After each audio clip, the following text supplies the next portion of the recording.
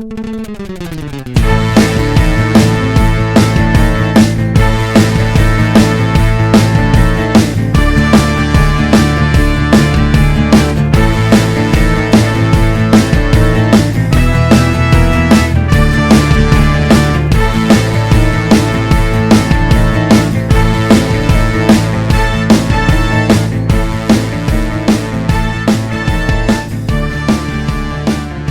there, welcome to the latest episode of the Campus Comics Cast.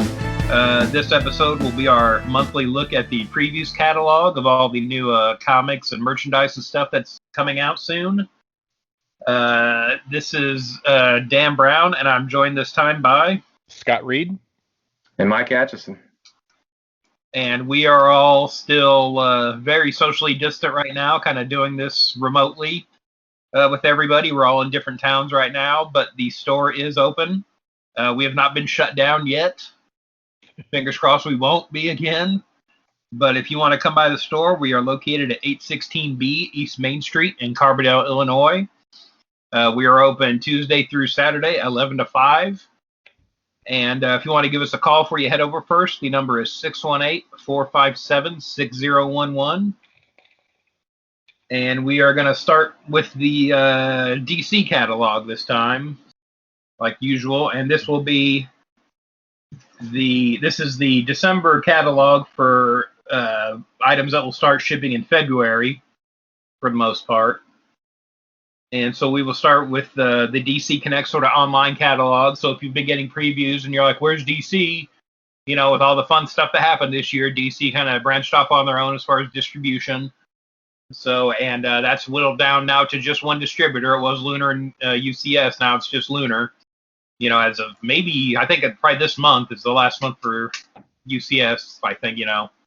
Rumor was that Midtown didn't want anything to do with it anymore. So it all kind of fell in Lunar's lap. So fingers crossed, beginning of the year, everything goes smoothly for everybody. You know something weird?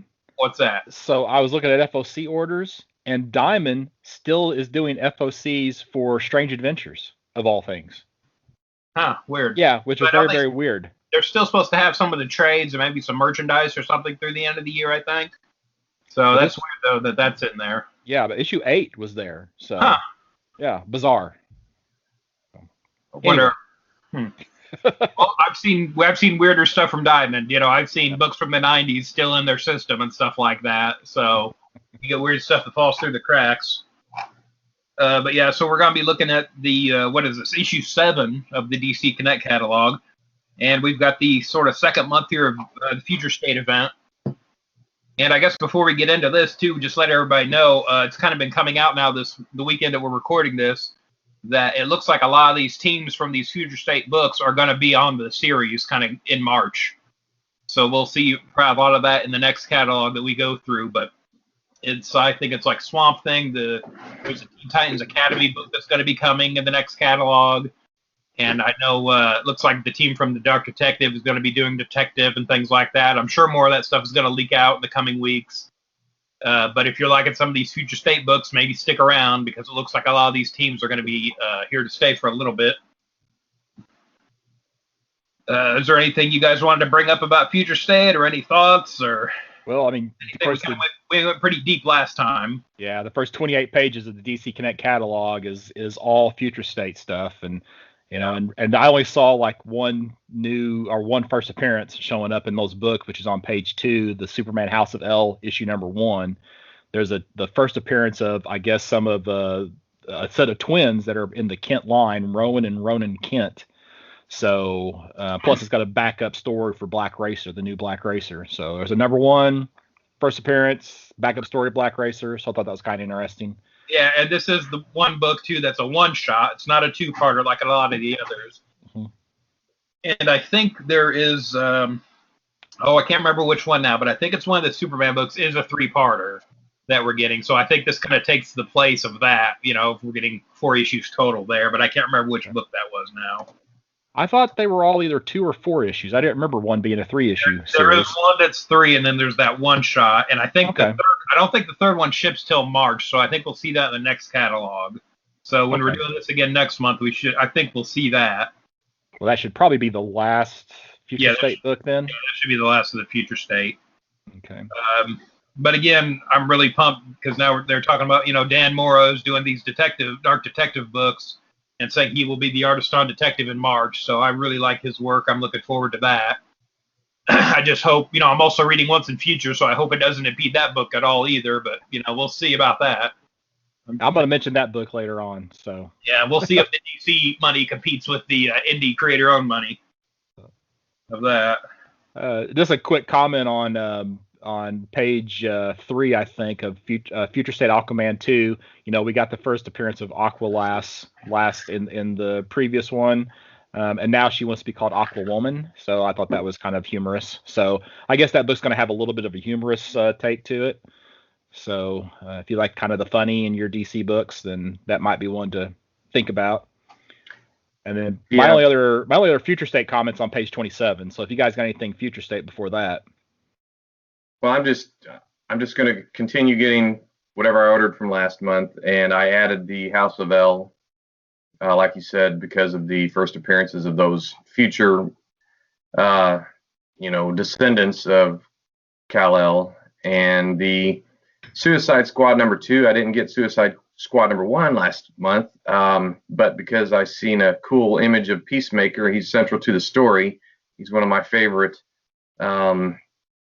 really kind of obscure and strange characters, but I'm going to get that. But otherwise, it's just continuing from last month. Oh, the other big Future State news, I guess we forgot to bring up, or wasn't news last time, but I guess CW is talking about doing a Wonder Girl show based on the Yara Flor character from here. So that's kind of the big news with coming out of Future State, I guess. Yeah. Because CW can't seem to get enough of those DC shows. So no, looks like we'll get another one coming out of this. Yeah, and Mike, you're right. That Future State Suicide Squad issue #2 with that Peacemaker cover with the reflection of the, I guess it's the Justice League in his helmet it's really cool. So yeah, I can't pass that one up. It makes me wish I would have got #1. Maybe I still will be able to, but I'm telling you, it's easy to get. So okay, as long as it's not past the FOC, all you got to do is ask. Yeah. So Dan, where did you find the information about which creators are going to be staying on for the ongoings? Bleeding Cool, the always reputable news site, is kind of breaking a lot of that. I think there's some sort of online convention thing going on right now where they're dropping a lot of this. But again, I'm sure come Monday, we're recording this on a Sunday night. I'm sure some other outlets will be picking up on this stuff. And as and again, especially by the time the next solicitations come out, this will either be confirmed or, denied. Right. So, but again, just let everybody know, I figured not all this is just going to be temporary. There will be some, successful stuff they will spin out of this. Mm-hmm. So they are talking about doing a new Green Lantern book too with the creators on this Green Lantern Future State book, because I think the last issue of Grant Morrison's run comes out in March. Yeah. And I think the first issue of this new book is the same month. So.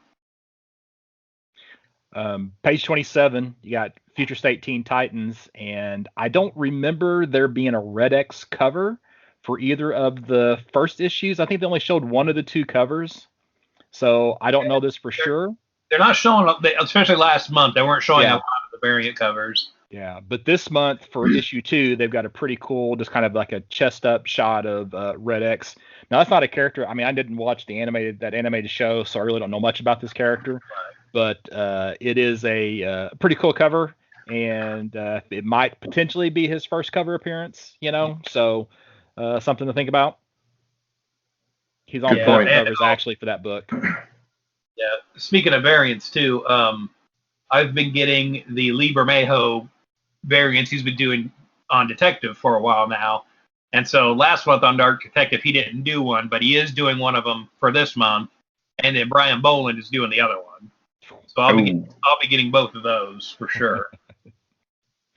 Well, I'm done with Future State, unless you guys have anything else for Future State. I'm ready to move on. I think that's probably it. I think we talked about it quite a bit last month. So after that, we've got the Generations Forge #1. You don't want to talk about the Valentine's Day special book? Okay, $10 book, Valentine's Day special. You're going to have you're gonna have one good story. You're gonna have a bunch of filler. Yeah, I was just joking. So. Right after that, we've got Generations Forge #1 one shot. So it looked like what was supposed to lead into 5G, what was supposed to be a mini series, is now a one shot. Mm-hmm. So I'll be picking that one up. I'm kind of interested in see what they're doing with that. I tell you what, though, this story is just Avengers Forever in the DC universe. Is that okay? Right?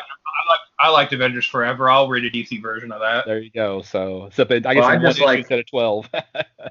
Well, first of all, I mean the creative people on here are they're really good. Jurgens and Schmidt and Venditti, and then for art you got Perkins and Hitch and Bernard Chang and people like that. But I love the idea of this hodgepodge group of people. I know this is the successor to the Generation Shattered issue, so I'm probably more interested in this and Generation Shattered than I am in all of the future state stuff. So I'm like you, Dan. I'm going to definitely get this, and I like the idea of, even if it doesn't really go anywhere or doesn't stick, the idea of reconciling alternate Earths and timelines and stuff like that, especially with a group of characters like what they have: Batman of the Golden Age, Batman and Commandy and Superboy Steel, Starfire, Sinestro, Booster Gold, and Dr. Light. And that's the non-villain Dr. Light. It's she's the Japanese woman that debuted in Crisis.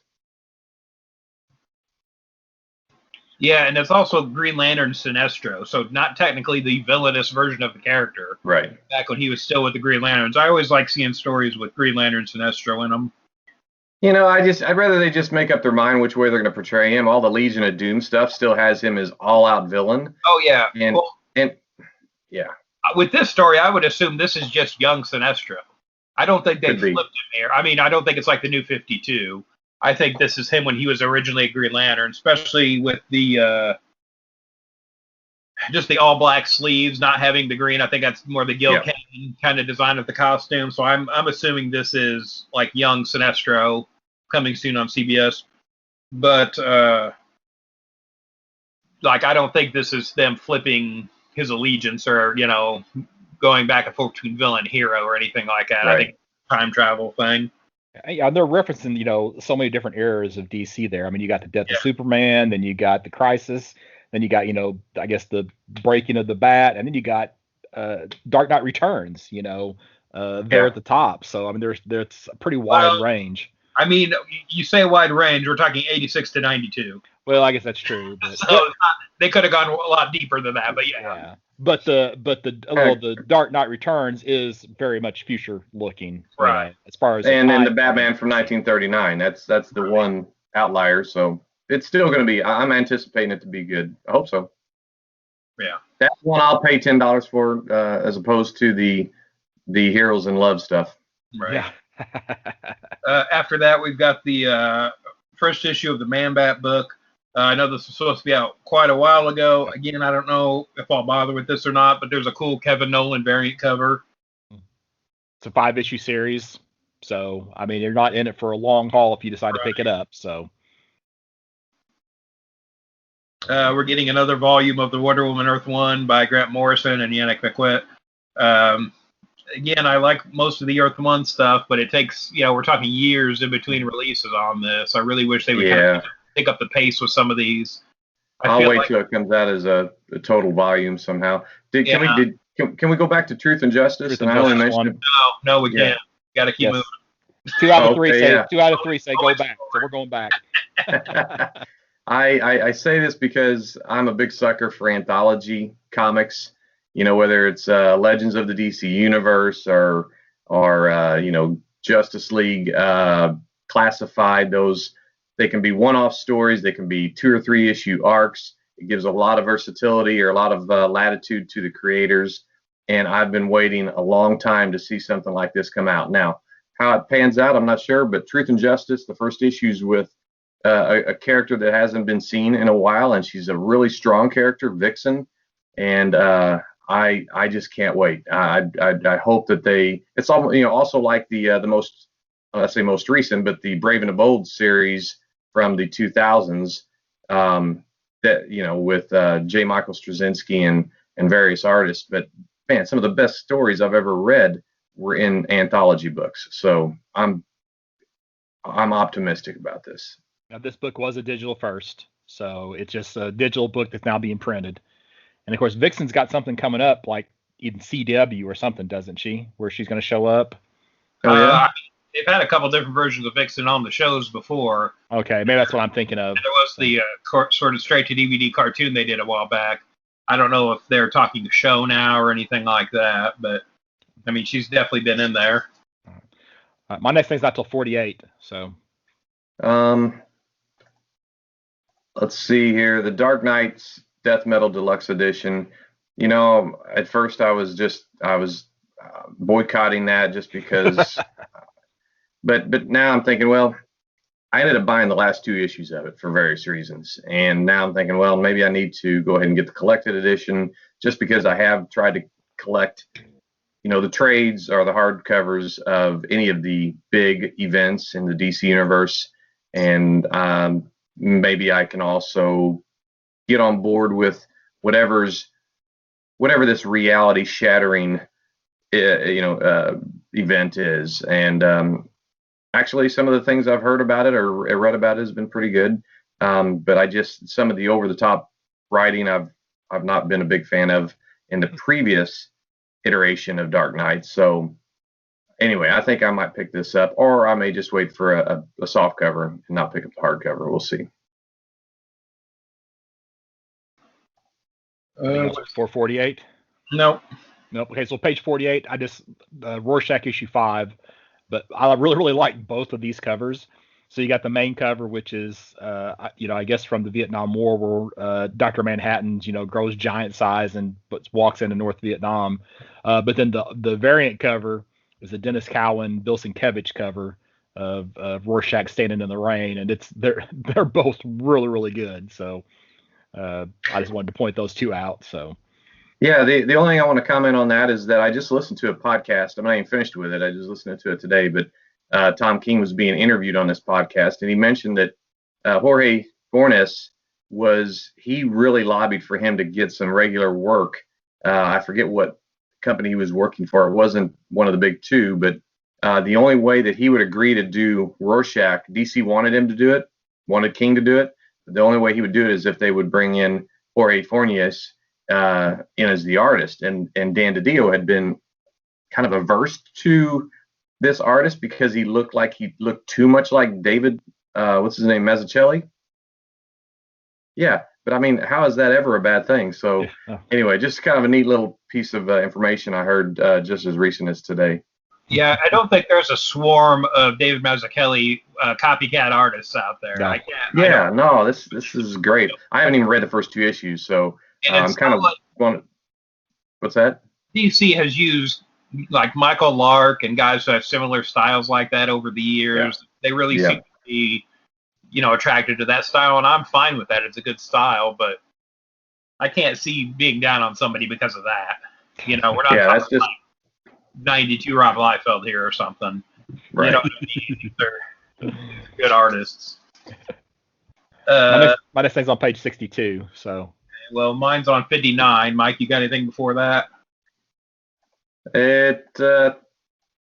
I'm not sure what page it's on because I took a screenshot of it, but it's the Black Canary Birds of Prey trade paperback. Yeah, is that? That's 62. Yeah, that's page 62. Okay, so I'll go ahead then. All right. Well, on page 59, we've got the Batman: A Death in the Family Deluxe Edition hardcover. And again, this is a pretty short, 4-issue story from Batman. So I was kind of like, how are they getting a $50 deluxe hardcover out of this? So it looks like they're also publishing, Batman 440 through 442 and New Teen Titans 1661. So that's the Lonely Place of Dying storyline where they brought in Tim Drake like a year or 2 later. And that's also like right when I started reading Batman comics were like those issues. So there's that's a good story there. It does kind of bookend the death of Jason Todd pretty well, I think. Where Tim Drake is kind of calling out Batman, like saying, you need a Robin, you're kind of going over the edge here and stuff like that. And they're saying there's also going to be never before published pages that show what would have happened if Jason Todd had lived. Now, there is the sort of one full page spread that Jim Aparo did back in the day that they published. in the Batman annual where they kind of explain the resurrection of Jason Todd. But and I know there was a DC book years ago that had it too.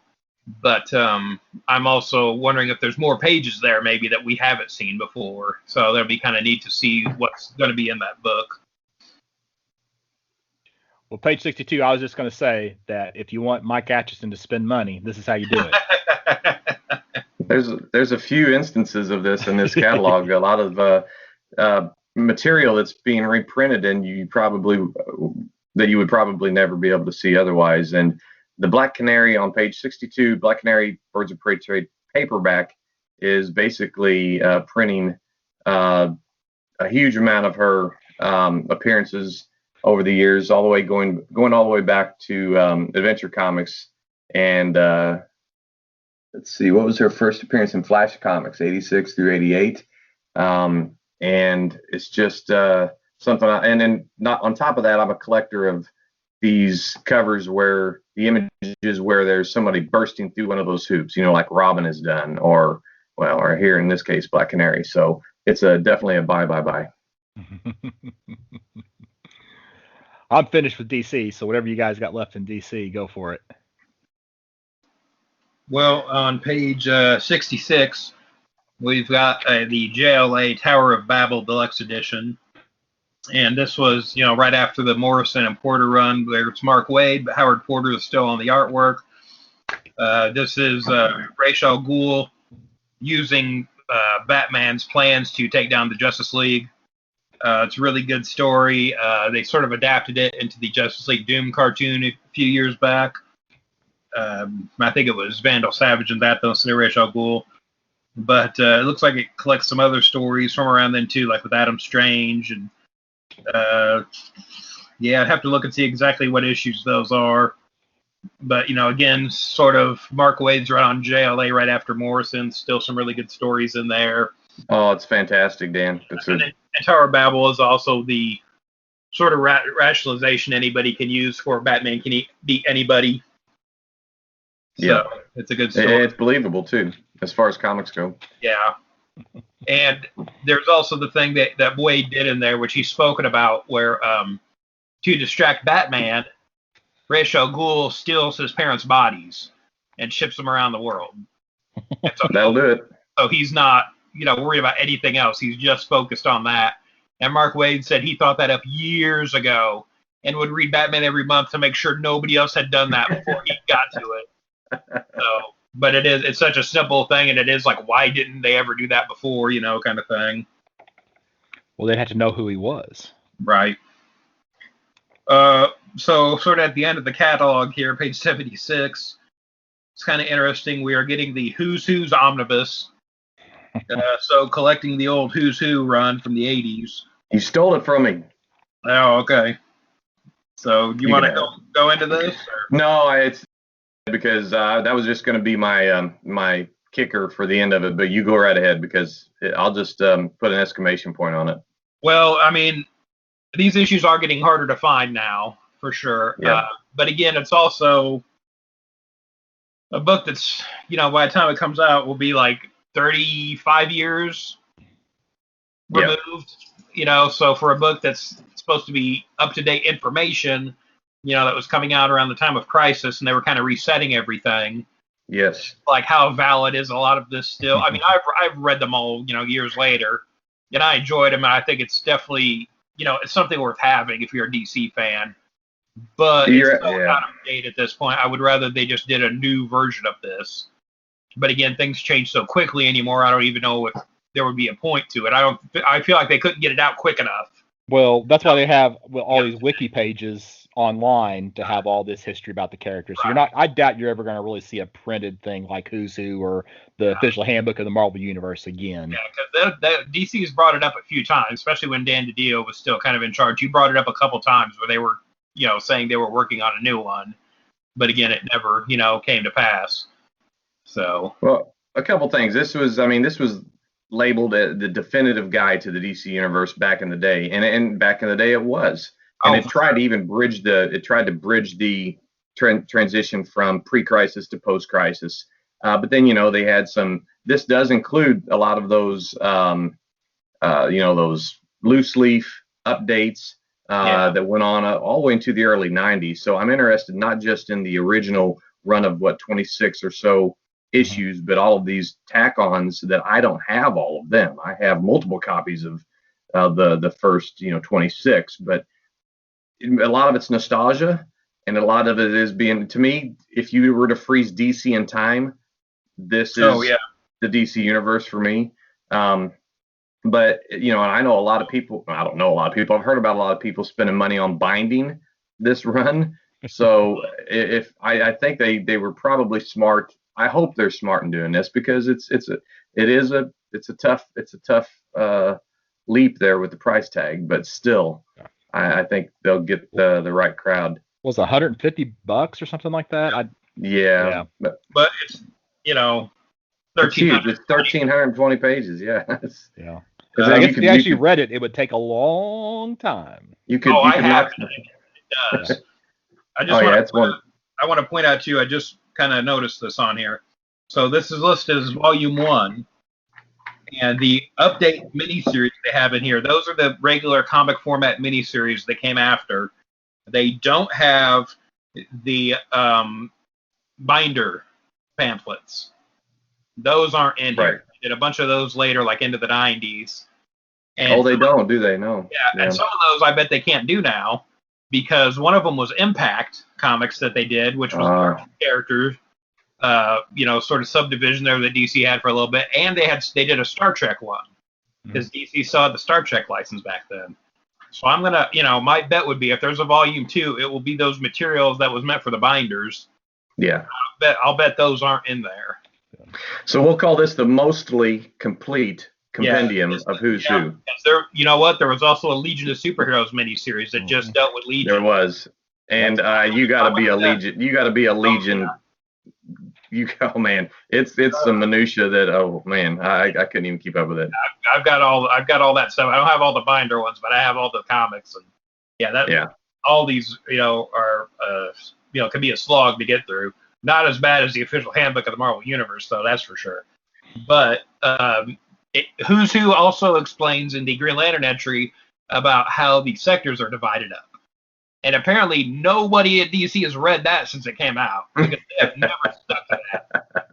Well, like I said, I froze DC in time shortly after this in my headcanon. I want to put a couple other plugs in for a couple of trade paperbacks previous to this. Final Night trade paperback. I don't know if this is the first time it's came out. I've never been able to find it. It's one of those events that I looked for and never could find. I didn't necessarily look online too much, but when I go around the stores. So I'm picking this up just because it's a good story, first of all, but it also it has a connection to the Green Lantern resurrection that we talked about last episode. So, and then the Superman versus Shazam trade paperback. This is big for me too, because I like anytime they get together, and there was one notable omission on what's being reprinted here, and that's my first introduction to these two characters coming together, and that's in the Justice League of America number 137, where it was called Crisis on Earth S, and it's an iconic cover. I think it's by Rich Buckler, but anyway, I expect to get a call after this podcast airs. We'll get a call from DC so they can make that correction. They'll probably consult with us on that. So just now, as you're talking about that, I realized they have issue 4 of Kingdom Come in there. Yeah, that's not something I would expect. I mean, yes, that's an iconic Superman Shazam fight, but I wasn't really expecting that to be in there. But it is. I wouldn't either. Yeah, but it should be interesting. Hard to find. Right. Yeah. That's interesting. All right, enough said from me. That's not how you end the DC catalog, Mike. Come on. That's Marvel. Marvel. Speaking of Marvel, going into the Marvel catalog. Yeah, you got 17 pages of King in Black continuing this month. So now one thing, and of course we talked about King in Black a ton last time as well. I think the first issue did it just come out in like the last couple of weeks of King in Black? I think so. All right. Now I don't remember any X books being tied over with King in Black last time. Do you? No, because I think they're still doing the X of Swords, weren't they? I think so, but now this month we do have like Marauders and and then of course there's a pretty heavy on page 3. Got just issue 4 is pretty heavy with X-Men on the cover. So I guess they got the mutants showing up here for the middle of that King in Black series. So they're featured, through that part quite a bit. And then on page 12, Daredevil number 27. You guys have anything you want to talk about before page 12? Yes. Okay, I'll stop. So still, going into King of Black. In page 6, we've got in Symbiote Spider-Man of all things. We've got Ulik showing up, the Thor sort of troll villain. I feel like I don't know what it was. It seemed like this character was around a lot more when I was younger, and I don't feel like you really see him that much anymore. And I'm not sure why. I always felt like growing up he was one of Thor's sort of bigger villains. And I don't know, maybe that was just how I perceived it when I was younger or something. I'm not sure, but I feel like you never really hear about this character anymore. He's kind of disappeared. I don't really follow Thor that closely right now. But I don't really remember seeing him in Jason Aaron's stuff or anything like that. Nope. I just feel like he's an older villain that they haven't really been doing anything with. Then on page 11, I just want to point out, a lot of stuff going on in King of Black, but we're getting Black Cat back, which is good. Because they kind of shut that series down before they'd even finish their story. Right, yeah. So I'm glad that, if this is how we get it back, I'm fine with that.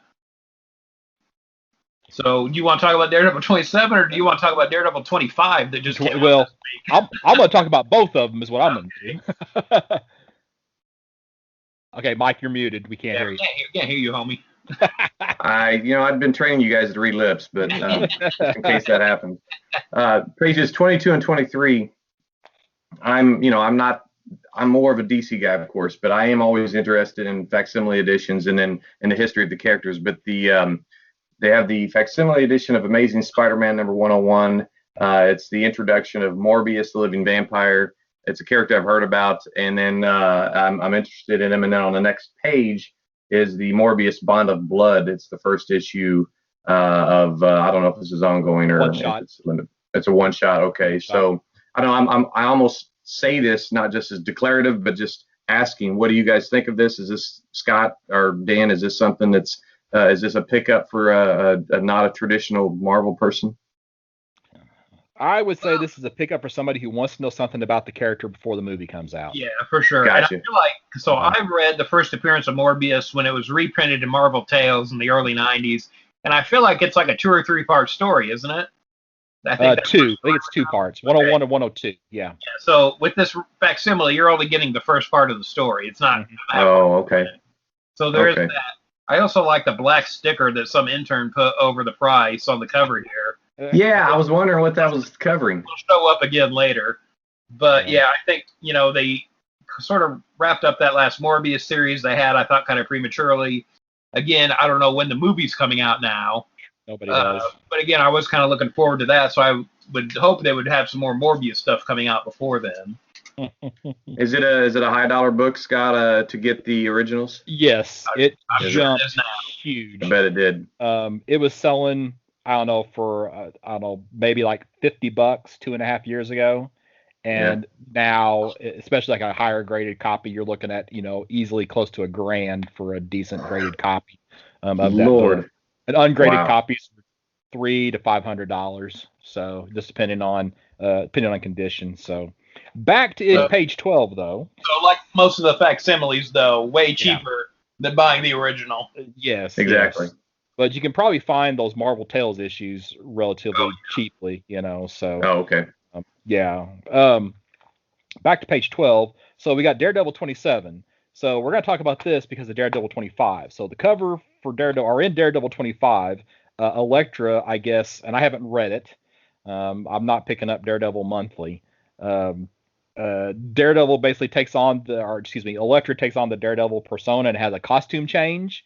And the internet went nuts. And that book, day of release, went to $25 a book. And I've even seen it as high as $50 for issue 25. Well, apparently all that lasted until issue 27. So she goes back to her regular costume here in issue number 27. So if you were one of those people who were spending a ridiculous amount of money on issue 25, thinking it was going to be a huge change for the character, you're now a very disappointed individual. So, well, I've heard that. So what? Oh, okay. We're gonna get into spoiler territory a little bit here. I want to say though, I have not read this either, but from what I was reading online, was that Daredevil has gone to prison. You know, Matt Murdock is in jail, and supposedly it's supposed to be for a couple of years. And so Elektra will be taking over as Daredevil, and supposedly they have fudged the solicitations. So this, I'm going to guess that when we see the real Daredevil 27, because this catalog would have come out, you know, before issue 25 of Daredevil, I will bet she is not wearing her traditional costume, her traditional Elektra costume, on this Daredevil 27. When the actual issue hits the stands, I'm going to bet she is in the Daredevil outfit. Well, the fact that they've already gone to a second printing for issue number 25, right. I'm sure Marvel is looking at the dollar signs and saying, okay, we want to do that. We need to actually do this or continue this, even if they hadn't planned on it. Yeah, so, it sounds like in that case, that sounds like what DC did with Alfred. You know, where, you know, even if it was supposed to be a short-term plan, it went over so well, they just stuck with it. But again, this has been sort of Marvel's MO for the last few years of, you know, sort of gender swapping out the big heroes, you know, with the new character. I guess it makes sense with Elektra, I guess, you know, as opposed to maybe bringing in another character. I feel like it will probably resonate more with longtime Daredevil fans if it is actually Elektra as opposed to a new character. Yep. But yeah, I mean, we'll see what they do with it. And the Zdarsky run's been really, really good. Like, I'm just not picking it up monthly, but I am reading it. So it's really solid. It was like the one Marvel Legacy book I stuck with for quite a while when he was writing it, but I'm not, you know, picking it up anymore. Hey, Scott, I apologize. I thought that when you guys said Daredevil 27, I thought that was on page 27. I see it's all the way back on 12, so I didn't mean to jump ahead of you. That's okay, Mike. Whatever, Mike. All right, page 18. I'm done with King in Black. Anybody else got anything on King in Black? Nah, I'm good. Page 18. Okay, this is the most ridiculous thing that I have seen. What is this? Okay, well, as far as I can tell, it's just basically they put all the heroes, they go up against a villain who their normal powers aren't good enough, so they put them all in mech suits. Okay, so I saw this though, and I'm not sure, and I didn't see anything in the solicit. Is this a tie-in to a game or a toy line or anything? Because it totally looks like that. Well, they usually say Gamerverse if it's tied in with the game. Yeah. And there is absolutely nothing on the advertisement on the inside front cover or here on the solicit on page 18. So I think this is just a standalone 5-issue story. I don't think it's part of the regular Marvel universe. I think it's just they think, oh, mechs are popular. Let's do something with our heroes and mechs. So, it just looks absurd. Doesn't this just scream toy tie-in to you, though, or something? Well, there's a toy variant cover. Also, so maybe there is. Maybe that's what it is. I don't see why it wouldn't say tying into the hit toy line or something, though, in the catalog here, though. Yeah, who knows? But it just looks ridiculous. So at first I thought it was an Avengers Transformers crossover, but it's like, wait, they don't have Transformers. Oh, it's not. So 5 issues of this. So how many are you getting is the question. Somewhere between 0 and 0. Yep. That's not how you get variant covers. No, I'm probably not gonna get any variants. I'm not gonna order enough to get the variant, so I won't be able to get that toy variant. So. Page 24. Is anybody having 24? Yeah. So back to the facsimile editions, we were getting Black Knight #1 again before the character premieres in the Eternals movie, I guess, right? That's what's supposed to be happening with Black Knight. Well, this is kind of given a history of the character prior to Dane Whitman, so because this was a Golden Age character. Well, he was in that. It was in the 50s. I guess you'd still call it the Golden Age. Wasn't he? Yeah. He debuted in the. It wasn't when they were timely. It was when. Yeah. Was Atlas. It timely? Atlas. Or Atlas. Okay. Yeah. I consider anything pre Fantastic Four #1 to be Silver Age or Golden Age. Oh, So- yeah. Some people call that. I will dispute that with Showcase #4. Yeah. How much? Yeah, how but much it's before, How much before Showcase? How much before is that from Fantastic Four? When was Oh, Showcase? it was 1956 to 56? 60 or 61. Yeah. Okay. So it's like, well, This is But it's 1955. even within one company, Yeah. within one company, DC had a very slow transition. I mean, you had the debut of Barry Allen, and then you had Hal Jordan, and then you had the Qatar Hall Hawkman, and then the Justice League. So it was not just. I mean, if you really want to think about it, go back to like 1954, 55 when the Martian Manhunter appeared. So a lot of people consider that nebulous area the atomic age, which it's like the bridge between the golden and the silver. I have heard people bring up the Martian Manhunter thing for too as like the start of the Silver Age. Yeah. So and then in the same way between bronze and between silver and bronze, you have whether it's the death of Gwen Stacy or the the Speedy and the heroin and all that stuff. It could be. It's nothing real definitive. It's not a real hard line. But for Marvel, anything pre FF1, I consider Marvel Golden Age book. Okay, gotcha. And then that makes sense. I mean, you look at it. I love that image. I'm a big sucker for these old books, whatever age you call it, and I will probably get this facsimile edition just because it's a key character and it's going to be on TV or in the movies or whatever. So I like it. I know some of the fonts on that cover are still in use today. It's always fun seeing that in old comics. And look how big that Comics Code Authority seal is on there too. Mm-hmm. That's why they did it back then for sure. Oh yeah. There was another Black Knight. I can't remember what publisher put it out, and I had an opportunity to get that. It's not worth more than a couple bucks, but it's some other non, it's not the same character, but it's also called Black Knight. So yeah, well, this isn't the same character that's going to show up in the movies. So. Oh, maybe that's what I'm thinking of. So yeah. Oh. Yeah, okay. Okay. You're not thinking of the Martin Lawrence one, are you? No, I don't think so. Okay. Page 28, 29. Go ahead. We've got X-Men Legends #1. So is this an anthology? I just flipped right past this one. I didn't. So it's Fabian Nicieza. Yeah. And Brett Booth, and so it looks like this is sort of going back to the sort of 90s heyday of the X-Men. And the way it's described, it seems like they're not on here for too long. I would assume they're going to switch teams, maybe look at different eras of the X-Men, hopefully. I can't see them not bringing Chris Claremont to this at some point if they keep this going, if that's what it is. But if you're like, an old school X-Men kind of fan, I would think this is probably one for you.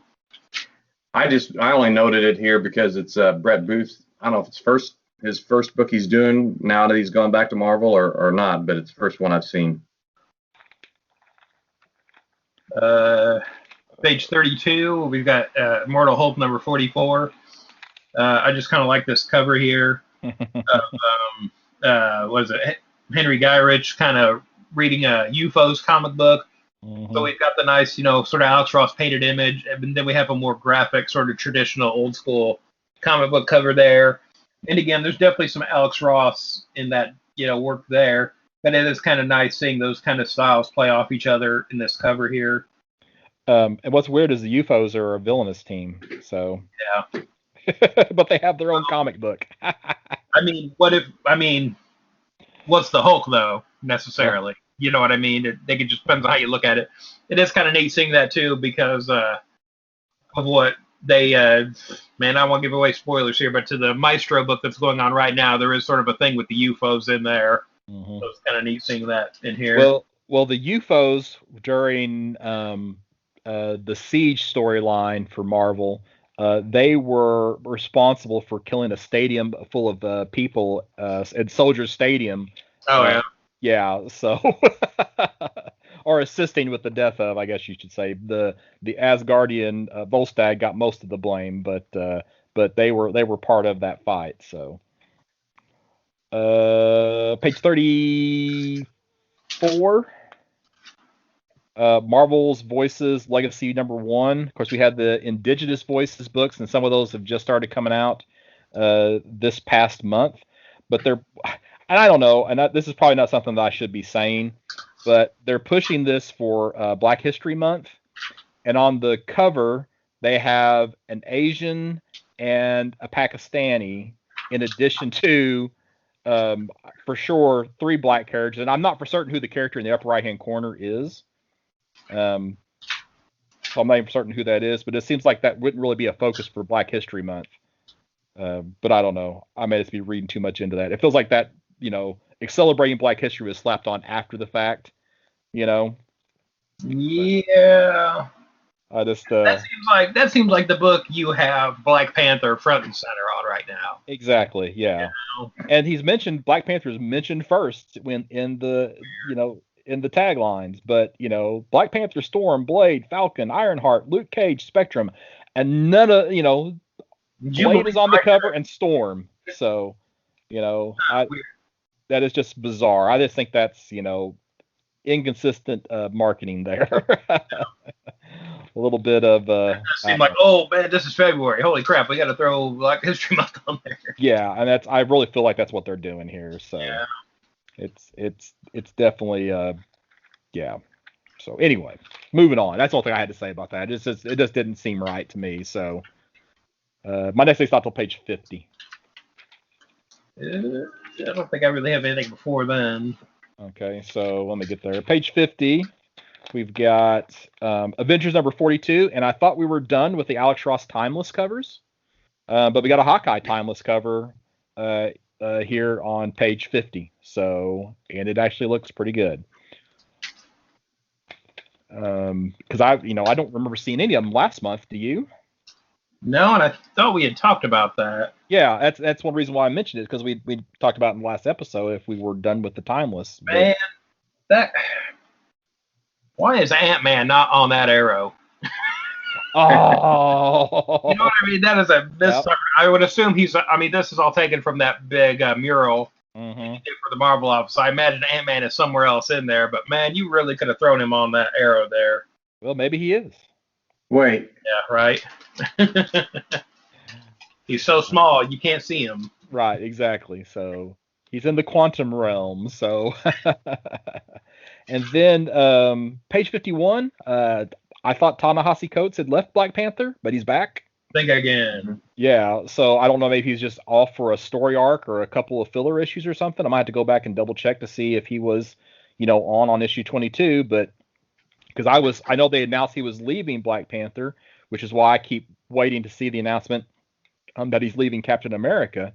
But he's back on the book for issue 23. So, and it looks like it's the start of a story arc, so he's going to be on for a few issues. At least, so maybe he just took a little brief hiatus. Yeah. My next thing's not till page 69. Nice. So. Yeah, I don't have anything till 70. So. Okay, so on page 69, this is not what I was thinking it was. Oh, okay. So page 69. I think I've said repeatedly on the podcast talking about like Peach Momoko variants. It's like, I don't know if it's a guy or a girl, right? It's a girl. So very clearly here, CB Cebulski says she. So there's a picture of her. That's funny you say that, Scott, because when I was reviewing this earlier, I was like, oh, I'm going to see if this is a guy or a girl, and I had to zoom. I zoomed in, and yep, definitely so. Well, you can read. Yeah, you can just read the comments from CB Cebulski, and he says her and she. So there you go. All right.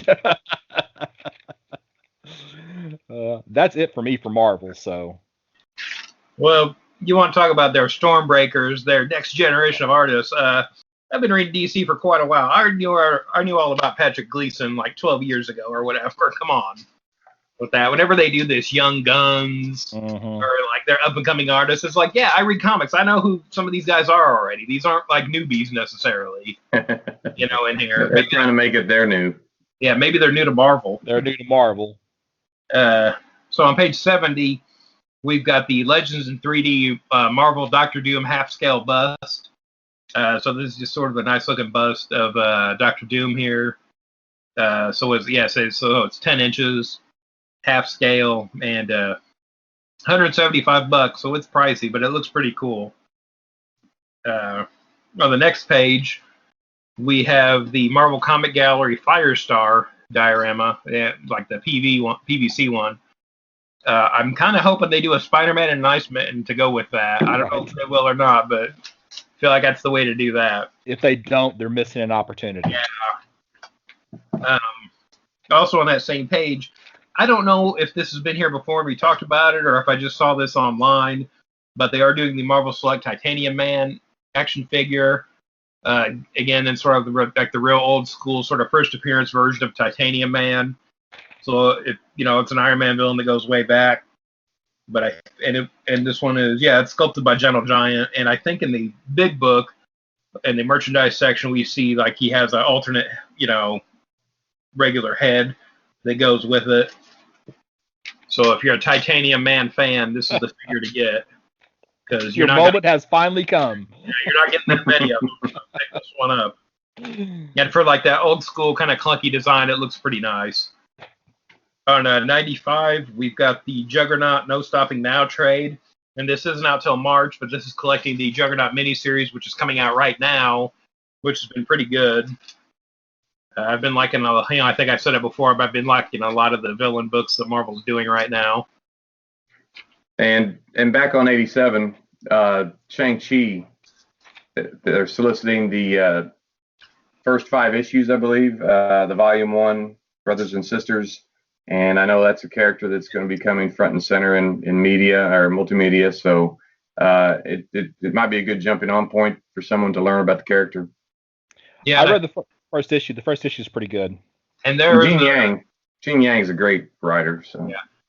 And there's another Shang-Chi thing in here, isn't there? Isn't there a new book with him or a new miniseries or a one-shot? There's a one-shot. I thought that was last month. Oh, okay. I thought I saw something in this one. Well, maybe. Gosh. Unless there was like some reprints of some of his earlier appearances, and then the poster. Oh, there was a poster too. No, not a poster. Shoot. I thought I saw something. Maybe I'm high. I don't know. I know there was a one-shot in addition to the series, and yeah, I'm looking at the list here in the back. I'm not seeing anything. Not seeing anything. Yeah. So yeah, I think you are thinking about last month, our discussions from last month. Oh, you know what? I think there might be a cult. Yeah, maybe it's that collection. Yeah, that sounds like me saying my investment buy was Death Metal number 7 last time, and I got laughed at pretty hard. Right. So, yeah, you guys keep going on Marvel. Maybe it's this Earth's Mightiest Martial Artist trade I was seeing, where it's like some of like the older appearances. It looks like with the Gil Kane cover on it. I thought it was a new thing though. Yeah, well, I can't imagine we don't get some more Shang-Chi stuff before the movie comes out. Yeah, page 101 is where that and that was actually a solicit from April, but it's got a diamond code of April. Yeah. That movie got moved to June, so you're gonna have Black Widow in May and Shang-Chi in June, I think, next year.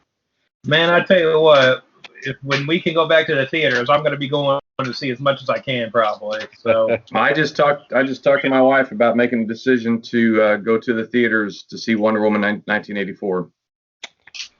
I mean, we haven't made our decision yet, but I think that's. I mean, unless they get Roku, get the HBO Max on Roku, I'm not going to be trying to hook up my laptop.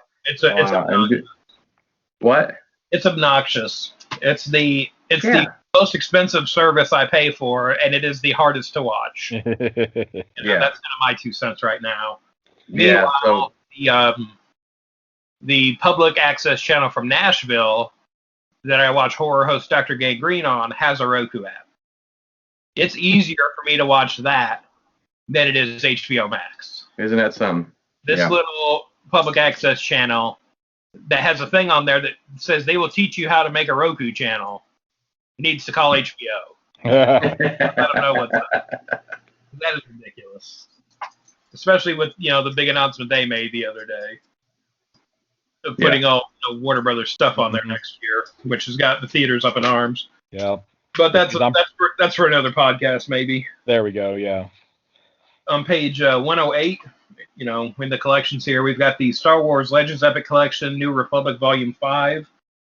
And so this is, we're definitely into the Dark Horse era of Star Wars books here. So we've got the first 2 Dark Empire miniseries here, and Empire's End.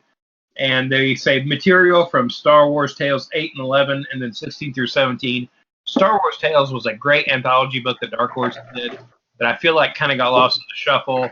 But they had some really great, and they had some fun out of continuity, and there were like some funny stories in there. That was a great book.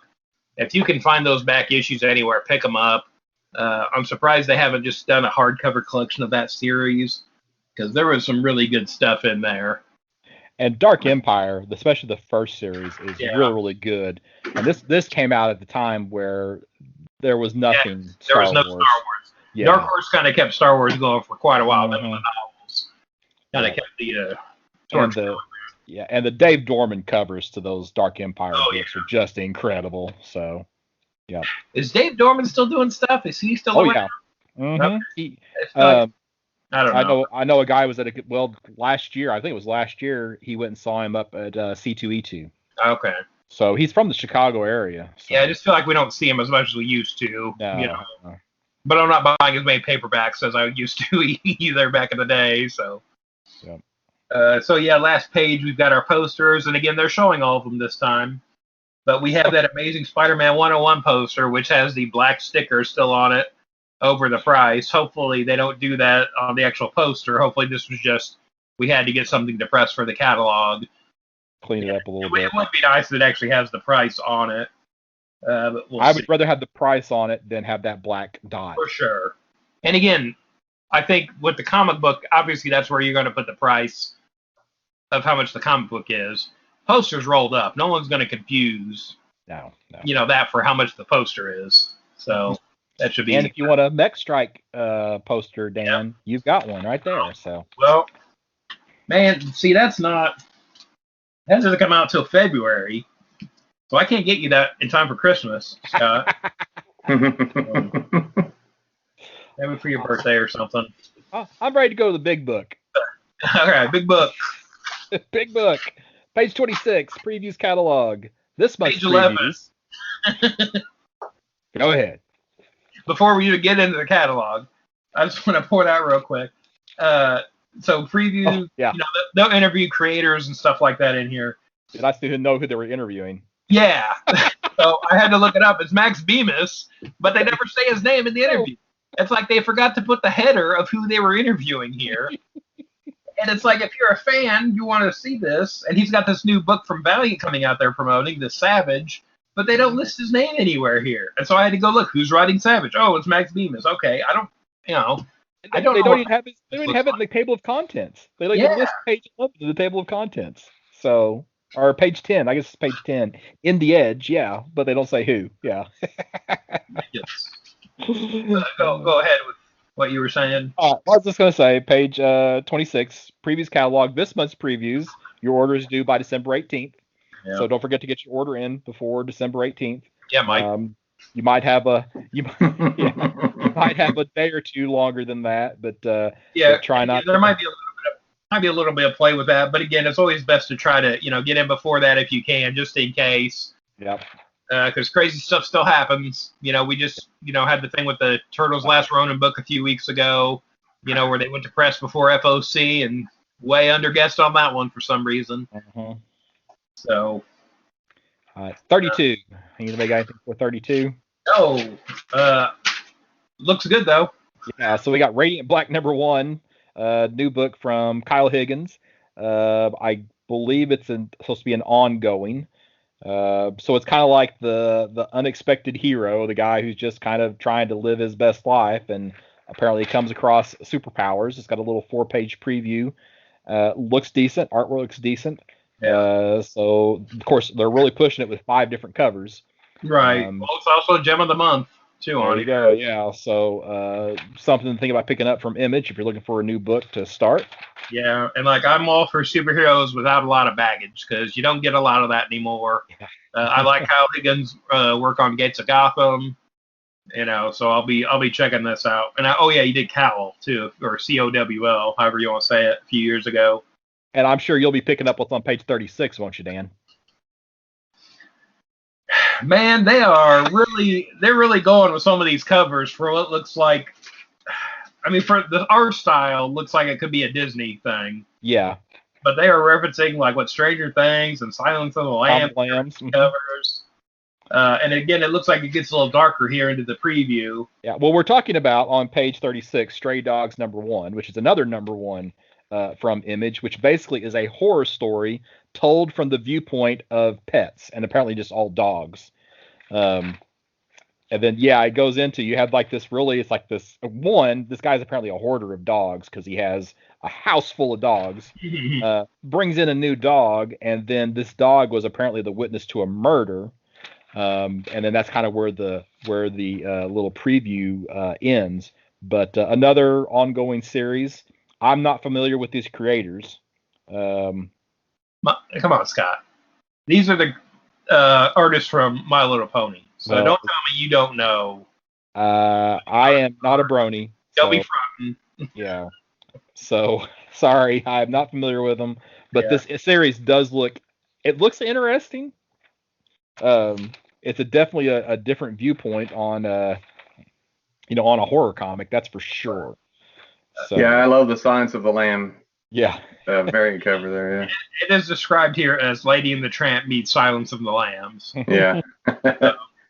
Hey, and Brian Michael Bendis apparently likes it because he gave it a go. Said he's blown away. Yep. I mean, I don't know. I feel like you do need to go hard with these covers, though, because otherwise this looks like something, if somebody just picked this up, somebody like, oh, this is good for my little kid, I'm going to bet it's not. Well, I mean, there's a blank cover, which doesn't give you anything. And the other two don't, I mean, if you know Silence of the Lambs, that's what type of story that is. And if you know Stray Dogs, I mean, if you the other cover, which they're, the door open, it's obviously a scared dog. So who knows? Yeah. Page 40, we got another premiere issue, Deep Beyond #1, sci-fi series coming from Image, 12-issue limited series. Has a 3-page preview of it as well. So it looks like kind of a plague book, which I don't know if that's what we actually need right now. But again, sci-fi, something to take a look at. And 44, Two Moons #1. So here we have another book that's basically a horror book set in the Civil War. So is it a horror book as much as it is maybe a I guess it is. It says monstrous evil. I mean, the solicitation talks about it being, I looked at it as more of a historical book, but also maybe with a touch of magic or something like that. Supernatural. Well, it says in the solicit, horror/western, all new ongoing horror series. So I'm gonna go with horror series. Yeah. Well, when they say he discovers horrors, I mean the Civil War was pretty horrible, but it's, I guess I read it a different way than you guys did. But either way, I'm liking the way that looks. That looks like a monster to me in the preview. So yeah. Again, I think it looks interesting. I think I'll pick up that first issue at least, see what that's all about. And John Arcudi, he's one of my favorite writers that I just don't see. I don't read a lot of his stuff anymore. I liked his run on Doom Patrol back in the day. I know the listeners probably can't appreciate this, but I got 2 moons for you guys here in a second. I'm cutting man. Now. Let me turn video off. All right, we got page 49. All right, go. Go? Okay, page 49. We've got some more facsimile editions, this time from Image, but these are facsimile editions of Graphic Fantasy #1 and 2. And so this is like early Savage Dragon appearances by Eric Larson before he was even Savage, just still like the Dragon, back then. So this is early work from Eric Larson. Again, these are very, kind of rare books, kind of hard to find. I've been reading Savage Dragon for a long time. I'll probably check these out. I think he has reprinted some of this stuff before. If you read the book, this is kind of the dragon character that's in there right now that they've kind of brought in. So it's good timing for that at least. But yeah, I think it'll be interesting to kind of see the sort of time capsule, sort of early work of Erik Larson, where he's still, you could just see the John Byrne influence on him here at this point. And I mean, yeah, that still kind of continues somewhat to this day, but it's really deep here in this early work. There are only apparently like 200 to 300 copies of this Graphic Fantasy #1, and there might be as many as 500 of the Graphic Fantasy #2. And I had never heard of these. Whenever I saw that this was reprinting the first appearance of Savage Dragon, I was like, no, that's Megaton 5. But nope, that's incorrect information. So this was a self-published book by Erik Larson and a couple of other guys. Yeah, it was definitely like a small press thing he was doing back then. Exactly, yeah, self-published fanzine. So I only know this from reading Savage Dragon for so long, is because it comes up now and then. Yeah, and there are none available for sale on eBay. And there's only been one sale of a graded copy of this Graphic Fantasy #1, and it was graded a 7.5, and it sold for $1,300. Boy. Yep. So, yeah. So if you have this book, it's money. So yeah, so the first one is $10, and the second issue is $6. Still way cheaper than you're going to pay for those. Yep. Real copies. After that, we've got a bunch of the Image First books, so sort of dollar reprints of a bunch of the first issues here, sort of like the True Believers program that Marvel does. But again, good way to kind of check out some new stuff. Yeah, the best of those series are Die, Gideon Falls, and Old Guard and Philadelphia. And I've talked about Die quite a bit on the podcast. So if here's for $1, you can get a taste of it for $1. Yeah, and again, Jupiter's Legacy's in here again. They're working on that show. Apparently that's still going, so that'll be a Netflix thing, I would think, next year. Mark Miller tweets about it now and then, so they are working on that. I can't believe they haven't made a TV show off of Paper Girls. Yeah. That seems like a story that they could, it's kind of a Stranger Things thing, with a bunch of preteen girls, and it's pretty cool. Yeah, and Invincible #1, again, that, the cartoon, right, they're doing on Amazon. On Amazon. It's coming soon. Yeah, and MTV did a thing years ago. I think it was more of like a stop motion, sort of motion comic kind of thing. I'm not sure why we can't get a live action Invincible. I wasn't a huge fan of that book or anything, but I know it's got a following, and you would think Robert Kirkman could make that happen at this point. But maybe he wanted to do animated. Maybe that was his choice. So my next thing's on 78. Yeah. I just wanted to say on page 57 is the first trade paperback for the volume 1 of Department of Truth. I did read the first issue. I had a hard time with the art, but the story was fantastic. I just thought, well, I'm get better bang for my buck if I just wait for the trade to come out, and I might get the first 5 issues that way and see if the story still stays pretty good. So if you want to jump on that one, I think people will like it if you can be pretty open-minded with the art. And that's back to an introductory price of $9.99. I know some of the recent Image trades were more than $9.99, but that one's back to a $9.99 price point, so that's good. Yeah, that's what I was looking at, is that price point. Yeah, and kind of keeping with trades here on page 62 and 63, we've got, looks like the entire catalog of Invincible here. Again, something to probably think about before the shows comes out on Amazon. Just seems like lately, again, and this even seems like before the shutdown and everything, it's been getting hard to get these collections of these shows when the show's out. So it might be something to pick up now, because it seems like they kind of scramble once everything is on. It seems like when the second season of Umbrella Academy came out, we couldn't get those trades in, or they were behind. I feel like there was another show recently like that too, where we were having trouble getting them into the store. So it wouldn't hurt to get maybe The Boys or something like that. Yeah, maybe. But yeah, it never hurts to get in early with stuff. Page 67. Got the new issue, Firepower. Again, I was talking about this before we started recording. This time it's just still a really solid book. Issue 6 is out now. It's the first thing I read when it comes out that week. It's just been a really solid book. It's still, worth picking up. And right under that, we've got Haha #2.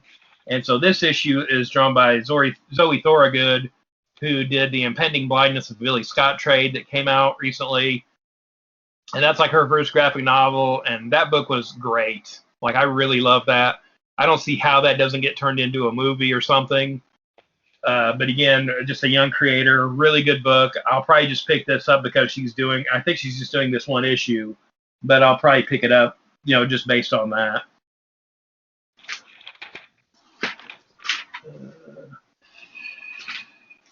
Let's see. I don't have anything until way back on 108. Okay. Well, page 78 in Dark Horse. We've got a 4-issue series called Fear Case, coming to us from Matt Kent. And he's good with the high concept horror science fiction type of books. So plus he's I think he's in the St. Louis area, so he's not too terribly far from us geographically. Artwork is a little stylized, but definitely something worth considering. Right after that with Dark Horse, we've got Young Hellboy, The Hidden Land #1.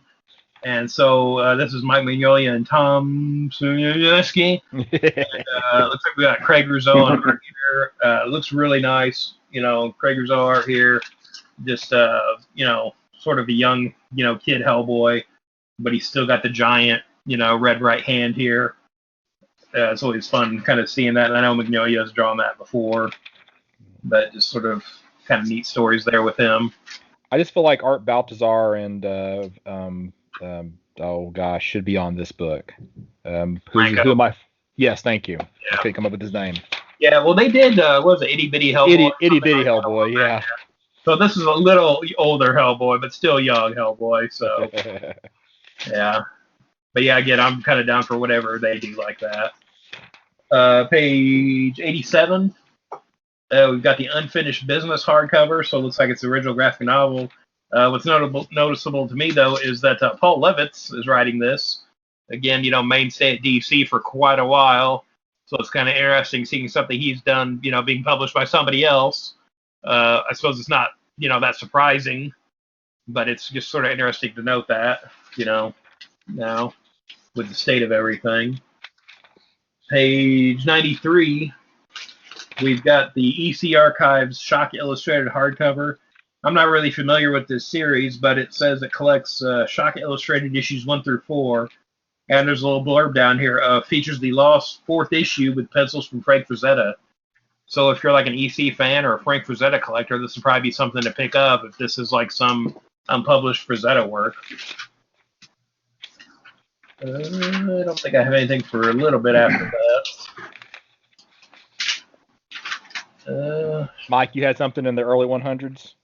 Yeah, IDW is putting out, I've mentioned this before, but this is issue 4 of the Comic Book History of Animation. I met Fred Van Lente at the Denver Pop Culture Con a couple years ago, and he had a comic book history of comics and a couple of other publications that they worked on, but Ryan Dunleavy is his normal partner on this, but this is the Comic Book History of Animation, issue 4, and they're rolling into the 1960s, during which a CBS executive named Fred Silverman had the brilliant idea to turn Saturday mornings into all kids programming. And who in our little virtual room here can't appreciate that innovation? Because Saturday mornings is iconic for all of us that grew up in, anywhere from the 70s through the 90s. Mm-hmm. Yeah. And again, for our younger listeners, you didn't used to be able to watch cartoons anytime you wanted. Nope. It was Saturday morning, and for me after school, that was about it. Unless you had a tape of something. Well, heck, I didn't own a VCR until after Beverly Hills Cop came out. So is that why you got the VCR? Well, that was just the first movie we got because it was like a $10 movie, so it was like cheap. Oh yeah. Oh yeah, back when videotapes were like $90. Mm-hmm. Because they were trying to support the rental community. 124 is my next thing. On 121 in IDW, just want to point out too, we've got the Turtles Last Ronin #3. Okay, so again, we mentioned this earlier. There were some hiccups with the first issue. Hopefully that's not a problem. I know everyone who ordered one at the store got one. had it on their pull list. But if you want to, order it if you want it. Let us know. Just kind of the takeaway there. And so on 124. So Marvel is doing the High Republic book by Star Wars, and so it looks like IDW is doing Star Wars: The High Republic Adventures. And again, they've been doing the Star Wars Adventures book for a while now, where it's just sort of a, looser, sort of all ages book. I really like Star Wars Adventures. I'll pick up this High Republic Adventures too. Check it out. It's weird though that they don't say on the cover what they have here, which is not the final cover. It just says Star Wars: The High Republic. It doesn't say Star Wars: The High Republic Adventures. Oh yeah. Yeah, but you're right. This is going to be. No, it does. Oh, it does. Yeah, it's hard to see because of the black and white, but look under the sort of shield logo. Yeah, it definitely kind of blends in with the art though, for sure, with all the sort of shrapnel around them and stuff. But yeah, it is on there. But yeah, I see what you're saying. You're correct. You are correct. So, but yeah, you're right. This is going to be more all ages, and it's coming out a month after Marvel is releasing the High Republic. We talked about that book last month in previews. So yeah, we didn't talk about it, but issue 2 is in this month's catalog of that. But yeah, I'm like, I still get the Star Wars Adventures stuff. I'm not really picking up any more of the Marvel Star Wars stuff. But the Adventures book has always been pretty solid. 136. Go ahead. So page 136. We don't talk about Dynamite very much, and probably for good reason. But here, if you are a first appearance collector, we have Sonya Versal. So if you also like, multiverse type storylines, you've got you got Red Sonya, Blue Sonya, Green Sonya, Orange Sonya, Saint Sonya, Hell Sonya. Yeah. So has Dynamite always been this way? I just don't remember it always being so much. No, but here the last couple of years, they've really only had, like right now, they really only have Red Sonya. And Vampirella. And then they got okay, there's some boys stuff, but they put out a ridiculous number of covers. Yeah, they still have the Green Hornet license. They're doing the new Green Hornet book. But they're not really pumping out the Project Superpower stuff like they were. No. But yeah, they don't seem to have as many licenses going as they used to. Yeah. And again, with this Sonya Versal issue 1 cover, can we ever get a book where Jay Lee's going to draw a background again? Or is that just a thing of the past, I guess? Well, the characters are the background. Yeah. But you're talking about Project Superpowers. Well, they've got Sacred something or another. Red Sonja, the Superpowers is where Project Superpowers heroes are right now. The one new thing I think this is new is they've got on page 144. They've got an Altered Carbon 1 Life 1 Death hardcover, which is supposed to be canon with the series, but that's not going to be tough since the series is over on Netflix. And I know a lot of guys like that. I just never got around to watching it. But yeah, if you want more Altered Carbon, this is how you're getting it apparently. Yeah, it's probably the only way you're going to get it. So, and I think that's all. That's 2 things in Dynamite, which is 2 more than I usually mention inside of Dynamite. So, I don't have anything else there. Does anybody have anything for 174? No, my next is 182. Okay, Nope. So going into Boom, we've got this new book, Spectre Inspectors #1. Am I the only one who's bugged by this title? Why can you not just call it Inspectors? You know what? I just spell it like that. I would spell it to be okay. It just irks me, the title of this book. Maybe that name was taken. I don't know, man, but it's just, but you're getting away with Spectre Inspectors? Come on. Well, that seems like a lawsuit waiting to happen if that's the case. Again, I don't know. But yeah, that title it might be a fine book. I don't know, but that just irks me. Inspectors is a humorous ghost-busting RPG. But it's spelled INSP. It's got the old English spelling with the RE instead of the ER, so... I don't know. I don't know. I just see that and come up with a different title then. Yeah. If that's the case. I don't think enough people, consider that. They don't say, but this looks like a kid-friendly book. Yeah, it definitely looks sort of like in the realm of Lumberjanes and things like that, Scooby-Doo sort of thing. But they don't actually say that any place on the page. So is that Boombox? Yeah, Boombox imprint. I mean, I'm saying does that because it's a Boombox imprint? Does that mean that it's a kid-friendly book? Yes. Yeah, that's what Boombox is. Okay. All right. 191. We've got Once the Future number 16. Hopefully that's not the last issue for a while. Yeah. We'll see. I just read the first trade of Once in the Future. That is actually really, really good. I love the grandmother. Yeah.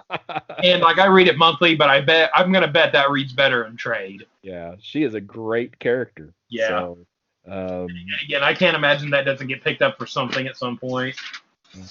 Mike, where do you want to go back to? Just back on 182. I'm buying this. I want to buy this for my granddaughter and myself, actually, just because a little bit nostalgic for Charlie Brown during this time of year with, the Charlie Brown Christmas special and stuff like that. But they're soliciting by Boom. They're soliciting Peanuts, Scotland Bound, Charlie Brown. It's an original graphic novel, and it's like I said, it's just, I don't know that I've ever actually read a Charlie Brown comic book or an actual story. So I thought this might be a good introduction for my granddaughter, and it would be a good pickup. So anybody that's a Charlie Brown fan and they're like me and they like this time of year, especially with Charlie Brown, this might be a good pickup. I always get skeptical about all these adapting an undiscovered story from the Schultz Studio archives. It's like the Gene Roddenberry, whenever there's all these TV shows that came after his death. Oh, we found notes. And I mean, they've done that for Herbert, for whenever his son did the books, and they did that for Tolkien. And it's just like, really? Come on. That's not the selling point for me, though. And I know it is for some people. Obviously, they think it's a selling point because they advertise for that. But to me, it's more of I like this, the whole gang there. On page 188, just because the fifth season is about ready to start on Amazon Prime, we got the third issue of The Expanse, which is going to tie into to what's going to go on between like seasons 4 and 5. I can't remember exactly, but I'm looking forward to seeing that series finally hit the shelves. 202 is my next thing. Yeah, I think mine's on 243 or something, so go ahead. Okay, so 202, I'm just going to mention this again, issue 2 of Serial. I can't remember last month if we even knew if this was going to be an ongoing series or a one-shot from Abstract Studios. So it's got Zoe, who's a character from Rachel Rising. It's about a serial killer. So there's a second issue, so it looks like it's going to be an ongoing series. And I definitely have added that to my pull list. So 255 is my next thing. All right, so 243 with AWA. We've got Erratic number 3 by Carrie Andrews. The first issue of this just came out. It's definitely sort of a Spider-Man-esque teen superhero in high school thing. I like the first issue. I'll probably keep getting this. I think it's just 5 issues is what they're doing. But yeah, I like this first one came out and I like it, so I'll see where that's going, at least for this first miniseries. 255 is my next. Okay, well, we're probably talking about the same thing. The Matrix Comics 20th Anniversary Deluxe Edition hardcover. I think you know more about this historically than I do, so why don't you go ahead and talk about it? Well, they did do a couple graphic novels back in the day after the movies came out. But they were supposed to be sort of like in continuity stories. I believe the Wachowskis kind of oversaw them. But they say so it's everything from Volume 1 and Volume 2, plus more stories from they list some creators here. I didn't see it mentioned in here, but I'm gonna guess. So there was a tie-in comic book that was released to theaters around the time of the first movie that they sort of pulled at the last second because of the cover. And I think it's basically this cover here. We have the pod cover where they have the sort of baby hanging in the pod plugged into the Matrix. Spoiler, too much of a spoiler? Yeah. Well, I don't know if it's that or just as much of a because I think the trailers and things probably spoiled that aspect of the movie back in the day. I think it was just people were worried about the backlash against why is this baby hooked up in this crazy looking machine sort of thing. So this was supposed to be when you went to saw the movie, you got a copy of this comic, but they were pulled. But they had already got out to theaters, so some of these ended up in the wild. I have a copy. I would assume that is in here, because why wouldn't you put that in? And how much other Matrix comic work did they do? Yeah, not that much. Then? There wasn't a lot. They could have gone. I'm surprised someone didn't go whole hog with it back in the day. But I would think that would be in here. And again, that's I have a copy, so I don't really look for it anymore. But I'm not sure how easy it is to find that. I've never seen it before, so. Yeah. And the name of the company, Burlyman. Yeah, well, that's the Wachowskis thing. Oh, is it really? Yeah, okay. Because that was Doc Frankenstein, and then Shaolin Cowboy was under that originally too. Oh, really? I think there's a collection of that in here too. I just can't remember where it is. Yeah, it was back in was it an Image? Dark Horse, maybe. Yeah, it's back in the catalog. Yeah, the Jeff Darrow book though. Yeah, those were all part of that back in the day. Mm-hmm. And again, they're saying we're getting Matrix 4 next year, so released on HBO Max. Yeah. If you can watch it. Yeah, which I guess we'll talk about in the next podcast. We talked about it twice already this time, so. Yeah. 270. Anybody have anything before that, or? 312 is my next thing. Okay. So 270 from Gemstone. We are getting the Overstreet Comic Book Price Guide, Volume 1, second printing facsimile edition. So this is a facsimile edition of the second printing of the first Overstreet Price Guide. So it's a second printing of the second printing, apparently. That's 50 years later. Yeah, that's one way to look at it. Oh, that's why they have FOCs for all these things that like nobody should order, so they know not to print any of them. Gives you time to reconsider it. Yeah. On 280. So there's this book called Marry Me Volume 1, movie tie-in edition. So I guess this is a graphic novel, but I wasn't really paying attention. I just saw this. I'm like, what's this movie? It says now a major motion picture starring Jennifer Lopez in theaters everywhere, February 12th, 2021. I'll buy that this is a movie starring J-Lo there, but I will not hold my breath on that being released on February 12th, 2021. We'll see about that. But again, just sort of a weird thing. Like, you'd think that'd be a pretty high-profile thing. And again, I don't really follow Jennifer Lopez's film career, so maybe there is a trailer out for this or something. I just haven't seen it. That's news to me anyway. Yeah. Let's see. Oh, on 298. I was thinking Titan. I guess it's Panini.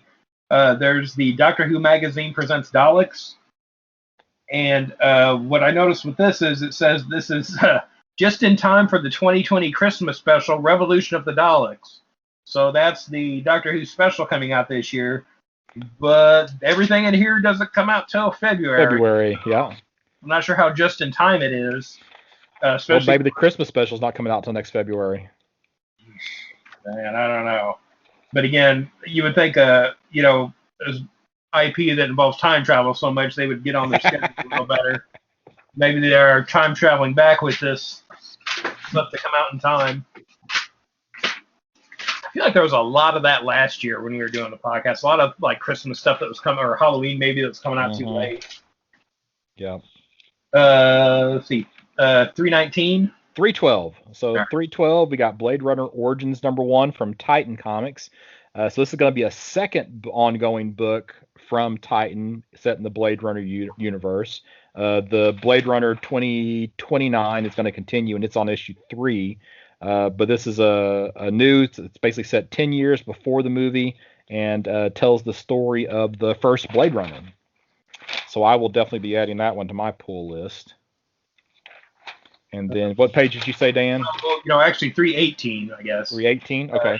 In Titan, we've got Marvel Spider-Man Miles Morales art of the game. So it looks like this is an art book for the game that just came out. So again, probably a lot of concept art, might be some cool designs, things that maybe didn't make it into the game. Sort of see the development of some of that stuff. I find, most of these kind of movie and game art books are usually got some pretty cool stuff in there. Yeah, it's like when you watch The Mandalorian, they got the closing credits, and you Yeah, have all those concept art things. That Yeah, are really, that's really right cool. too. I've got to. They've come out with an art book for that too. I've got to get that. Yeah. This it's cool stuff they've been doing. After that, though, on 319 from Tomorrow's, we've got back issue 126, and again, it's got a. I think I talked about that. We might have just been talking about this off mic. I'm not sure, but they've got a Mike Wieringo cover here with some of the flashes on it. Yeah, I was gonna talk about that one too. It's I'll pick it up because it's a legacy issue, and it covers everybody from Wally West inheriting the role of the Flash to Scott Lang taking the mantle of Ant-Man, and Infinity Incorporated being the kids and the proteges of the Justice Society. So I that seems like a really good read right there. Yeah, and again, Reign of the Superman is something else they mentioned in there too. And you've got John Bogdanove and Tom Grummett and Dan Jurgens in there and Jerry Ordway. I bet they've got some stuff to say in there. Yeah. Then after that, we've got on the next page, we've got Retro Fan Magazine number 14. So looks like we've got Adam West and Yvonne Craig, Batgirl on the cover here. And it says there's an unpublished interview with Van Williams, who played the Green Hornet back in the day on the TV show. So might be some cool stuff in that issue. I keep meaning to pick that up, and I just haven't ever gotten an issue of that yet. 328 from Vault, and I might actually mention this because I doubt I pick up this book, but there's L Hollowheart, and it's they have a really nice homage cover to ROM number 1. So yeah, L used to be human, now he's a jumble of organs in a biosuit. So if that sounds interesting to you, then you might pick this up. But I'm tempted just to get it because of the ROM homage variant cover. So I think I'm done with side 1. So well, 384, the last page of side 1, kind of going into some of the apparel here. We've got the Star Wars Mandalorian signet flex fit cap, and so this has the sort of Mudhorn emblem that he gets on his armor at the end of the first season. But I feel like, do I have to go slay a Mudhorn before I can get this hat? No, you just have to order it through Campus Comics. Oh, okay. And it is a resolicit, so I actually have this cap ordered for one of my kids. So there you go. All right, so flipping over. Flip it over. I surprisingly actually have a few things on side 2 this time. So first thing's on page 9. Yeah, go ahead. Okay, so I'm not going to buy this, but they have a Tron Electronic Arcade style box set. So apparently you get 3 of the action figures that are posed inside of what looks like a Tron stand-up arcade game, which I thought was kind of cool. It's not the final design, and it's a previews exclusive, but I don't know, still kind of cool regardless. So yeah, I just kind of passed over that. I didn't realize I'd seen that. I didn't realize what it was though. It's kind of neat. And I don't know if it's just a place to put figures or it's action figure packaging. Yeah. For that price, it better have figures in it. Yeah, for $120. So. Yeah. 24 is my next thing. Okay, well go ahead because 25 is mine. Oh, okay. So we're gonna get some toys for Dune. I'm sure there were toys out for the first Dune film, but here if you if you need your Dave Bautista figure, right, you can get that here. That's a good likeness though. Yeah, you can tell it's him. There's no Jason Momoa figure in this set though, so. Oh wait a minute, there is Duncan Idaho right there. I just couldn't. His likeness is not as good. So that Dave Bautista is spot on though. Good job, Farland. Yeah, so you could definitely tell that one. So so right after that, we've got some of McFarlane's DC Multiverse figures. Again, we've got the sort of Earth 52 and or not 52, just sort of the regular Flash figure that comes with the Red Death from the Metal storyline, and then we have the Bat Cycle from Dark Knight's Death Metal, and then they are finishing up the sort of alternate Batman from the original Metal storyline with the Drowned in this. And again, the tricky thing with this is on the packaging, they're not listed by their character names. They're listed as Batman and then the Earth they're from, which is like Earth -52, -11. I would assume it was an issue of McFarlane didn't want to put Murder Machine or Red Death on some toys that are in Walmart. I mean, McFarlane's dealt with backlash for his figures basically from the start. It's sort of become a regular thing for him. So I would assume he didn't want to take any chances with the DC license. But we are getting some figures from the Batman Last Night on Earth story. I wasn't crazy about that book by the end of it, but again, all these, and definitely the metal characters are within McFarlane's wheelhouse. These are really nice looking figures. If you like these, stories, probably want to check these out. And I know I meant to mention this when we were talking about DC, but those Dark Detective books, it's almost like we're getting the Nightmare Batman in those books. He's got the trench coat like from the movie. Did you notice that when those back in the DC books? No. Okay, well, don't worry about it now, but but yeah, it reminded me of that. And there's also a Build-A-Bane figure with sort of the from the Last Night on Earth that I think the Scarecrow probably goes on his back. And there's some pictures of this Build-A-Figure online, and I think McFarlane says this is the biggest like sort of action figure that they've made before. Is that one?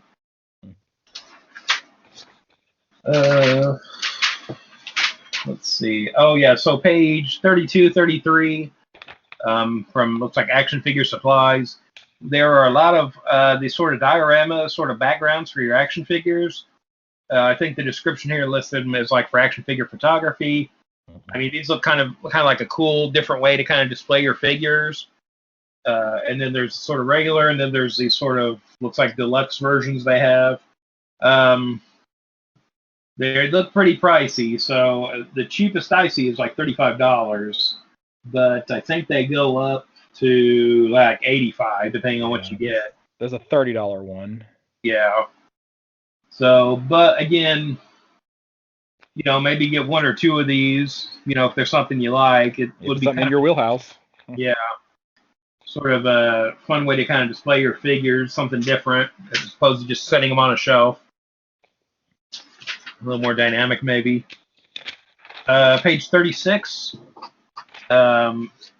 So this is just listed as Batman, but this is Mezco Toys is releasing the 5 Points Batman 1966 Deluxe Box Set. This is something you can pre-order now on their website. Looks like we will be able to get it at the store, though, too.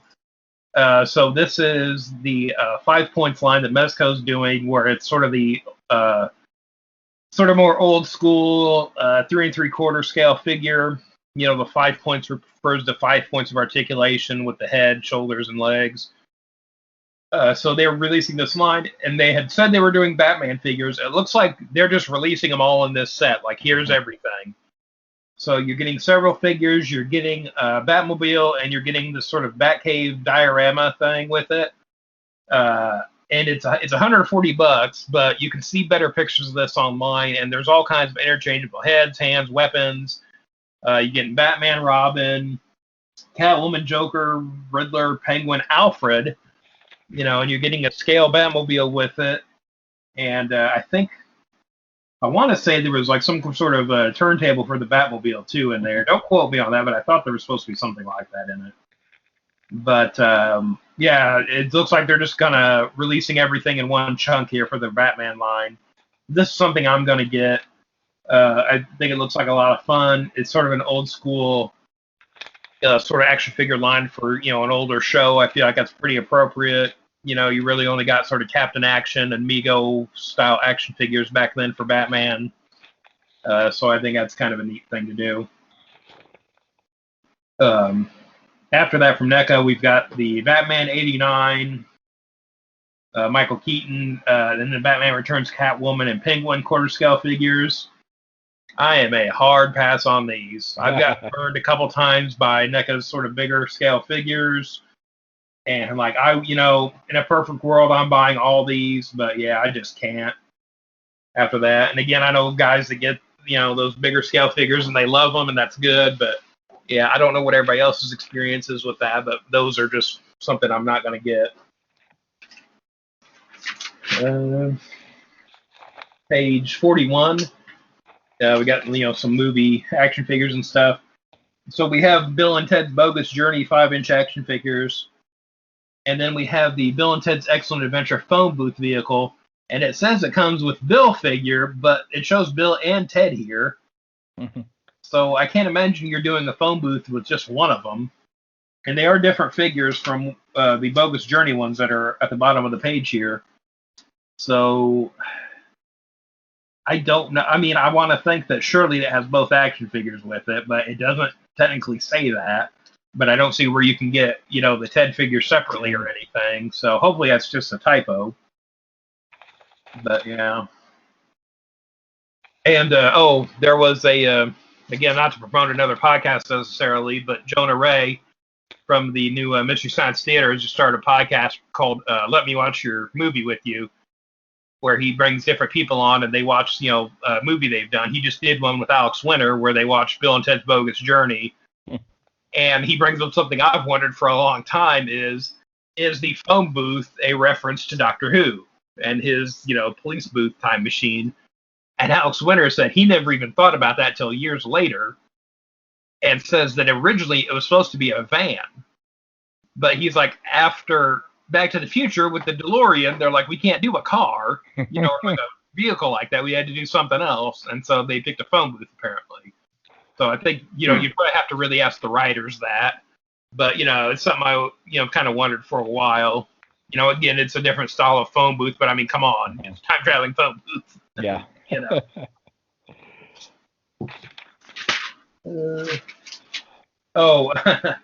On page 45, we've got the Star Trek Rosek and Flute limited edition prop replica. And so this is from the episode Into the Light, I think was the name of it. But where Picard comes in contact with an alien probe that kind of puts him under, and he lives a whole life on this alien world. Inner Light, yeah. Yep. And so this is the flute that he has in that story. And reading through this, it said it's been copied directly from surviving resources in the CBS archives to ensure accuracy. What that means is they don't have the flute anymore because they sold the real thing at auction a few years ago. And I heard an interview with Patrick Stewart talking about that where he was talking to the fan that bought it, and he told the fan, they made like 6 of those, right?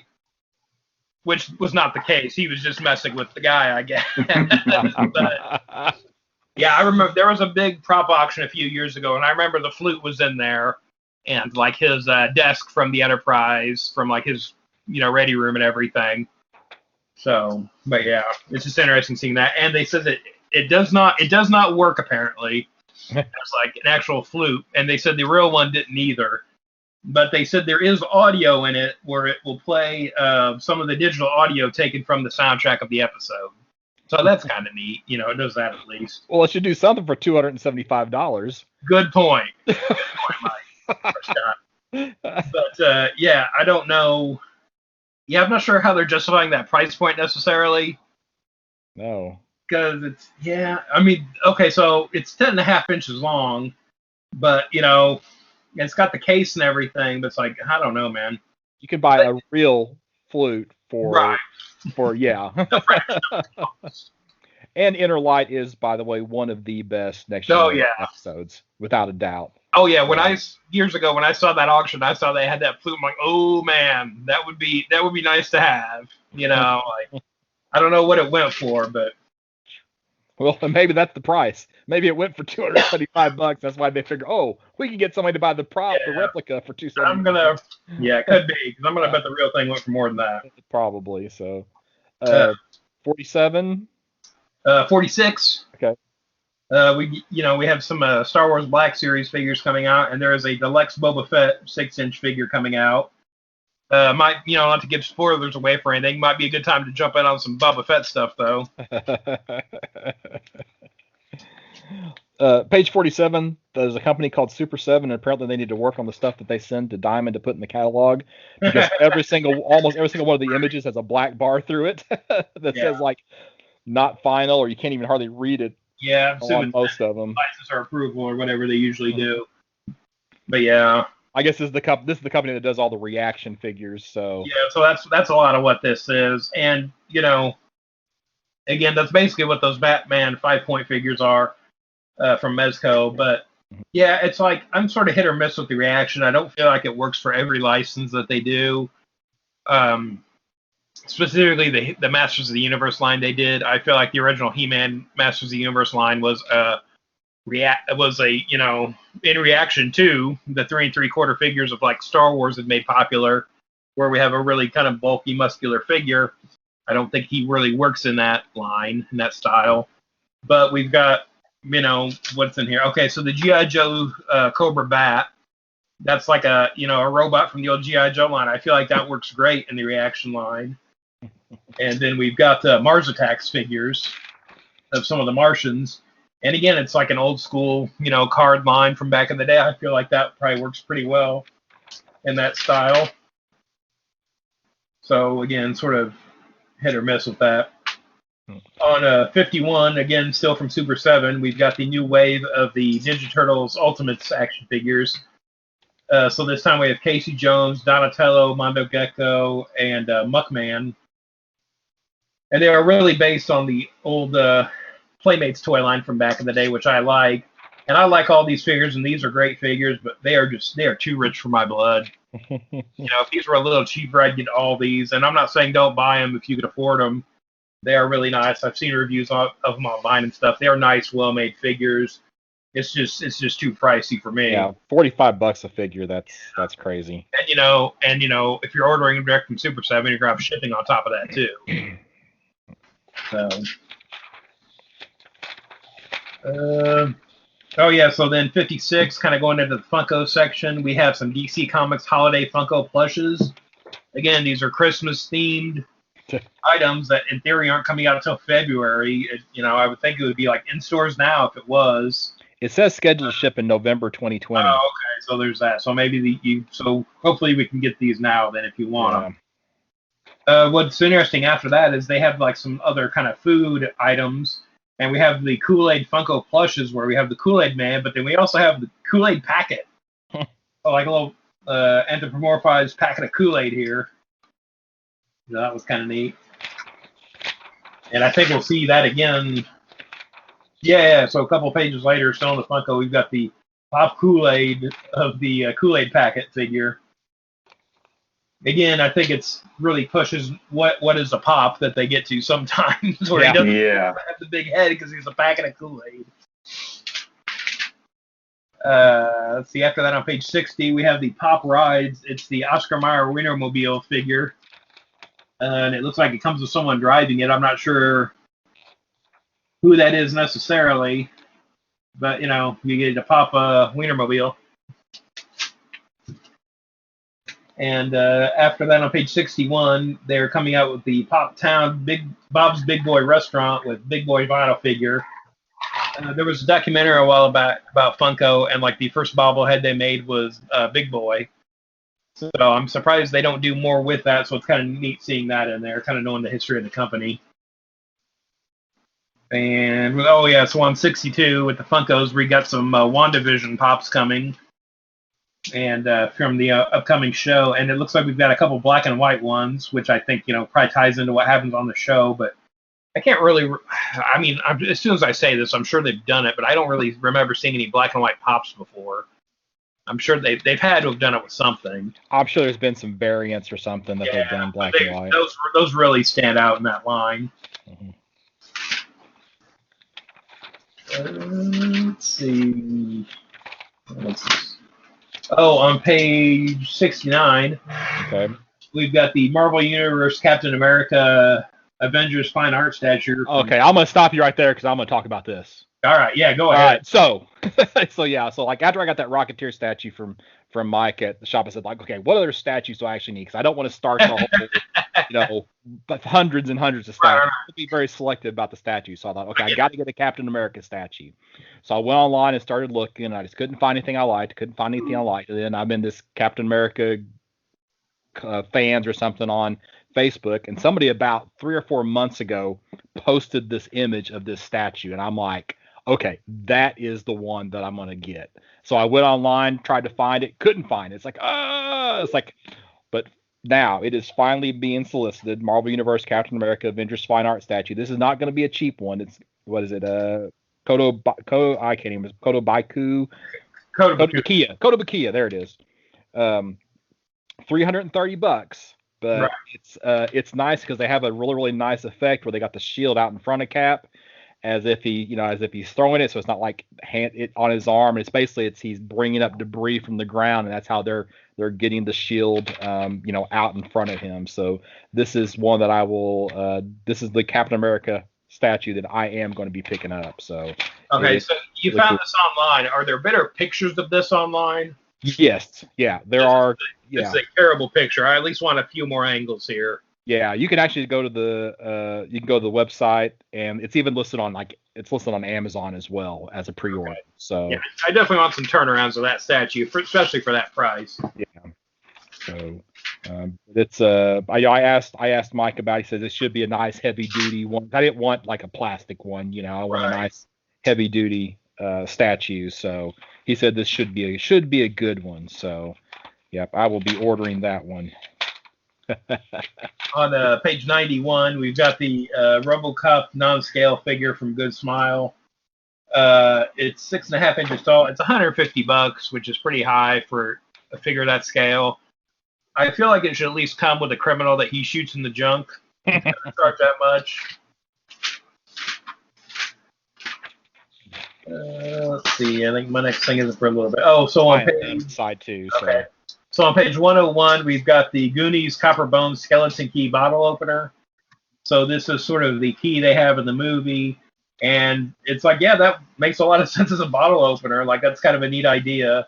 I don't really get bottle openers. I didn't get into that when they started doing a lot of those a few years ago. But that's kind of a cool idea. That's kind of a neat one, I think. There. It's already kind of the right shape and everything. On page 105, we've got some Universal Monsters tiki mugs, and so we have Creature from the Black Lagoon, and then on the next page we've got the Mummy, Phantom of the Opera, and the Wolfman. They're kind of neat designs. I can't really tell from these shots though how these work as mugs. Mugs, yeah. There's a little bit of like a 3/4 view of the Wolfman one, but it's kind of hard to tell how that works. I assume you can drink out of these. They say mugs, but they're definitely drinkware. Yeah. Yeah, it's definitely not the sort of typical tiki shape of the mug. So it'd kind of be interesting to see how that actually, works as a mug. Was it page 109? Kind of going into the game section here. We've got the Monopoly Cheaters Edition game. So I guess this is like if you like cheating at Monopoly, and it even comes like a handcuff you can cuff somebody to the board with. But I feel like why can't I just do this with my regular Monopoly? Well, there you go. Well, they probably had it in a rule for like all your money from going to jail goes into under free parking, and so all those house rules that people play that aren't actually rules for the game. Yeah, that's my guess. So yeah, they are recommending you fake a die roll and steal money from the bank and skip out on rent. So. Not sure what the age range is for that game. I think that's it for me in this one. Mike, you got anything else? No, I don't. Blank covers. You got Radiant Black #1, Stray Dogs 1, Deep Beyond 1, Two Moons 1. Those 4 image books that we talked about. So Universal's got a blank. Savage 1, which is a Valiant book. Mighty Morphin #4 and Power Rangers #4. A book we didn't talk about. I don't know what company it is. Moon Maid 4. And then the Blade Runner Origins has a blank cover as well. So I don't know what's everybody looking forward to. I'm kind of looking forward to Radiant Black, just because I don't know what it is. I like Kyle Higgins. We'll see where they go with this. Again, I'm always up for a new superhero with no baggage. So we'll see. Mike, what about you? I don't have a comment. That you're looking forward to? You're not looking forward to anything. Wow. No one thing in particular, probably. 2021's looking pretty bleak for Mike. Yeah. Well, I'm definitely looking forward to the Captain America statue. Not a comic, but I've had my eye on this statue for a few months now, and to actually see a July release date. Yeah, which it's now it's not February, it's July Oh yeah, of good next year that statue's coming out. So that's probably the thing in this book that I'm most looking forward to. So I don't know. Anybody got any investment picks? Well, again, mine's not a comic book, but I'm gonna go with that Batman 66 Mezco set, the 5-point set. It's $140. It's not necessarily for the casual fan, but I feel like this will be one of those things where, people that missed out on it, maybe once it's out, they realize what it is. I think a couple of years from now, I don't see that getting any cheaper. No. For a bigger set like that, I feel like that is something that, will probably retain and increase in value. I just don't see that going down, even if they would release those things individually later on, which I don't know that they are. But I feel like that set is probably kind of a special thing. So that would be my pick for this month. Yeah, I'm gonna go with I got a few here that I'm thinking about. Radiant Black #1, which you mentioned you were looking forward to. Like I said, there's always that chance that something could turn into a TV property.